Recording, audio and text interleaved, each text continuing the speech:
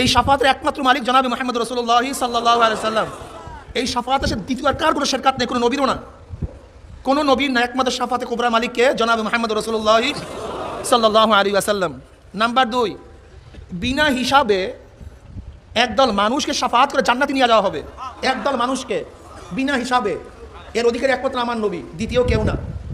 এই দ্বিতীয় প্রকার শাফাতের মালিক একমাত্র আমার নবী, এর সাথে কার কোনো অংশীদারিত্ব নাই, অন্য কেউ না। নাম্বার 3, যে শাফাত হবে মানুষ ন্যাক এবং গুনাহ বরাবর হয়ে গেছে। কি হয়ে গেছে? ন্যাক এবং গুনাহ সমান সমান, যেই পরিমাণে ন্যাক এই পরিমাণের গুনাহ। এদের ব্যাপারে সুপারিশ হবে, শাফাত হবে। এই শাফাতে শেরকাত করবে নবী, রসুল, অলি, আউলিয়াগণ, সবাই এই ব্যাপারে শাফাত করবে। 3 নম্বর প্রকার। নাম্বার 4, যাদের জাহান্নাম ওয়াজিব হয়ে গেছে, গুনার পাল্লা ভারী হয়ে গেছে, ন্যাকের পাল্লা হালকা হয়ে গেছে, তাদের ব্যাপারে সুপারিশ হবে। এই সুপারিশের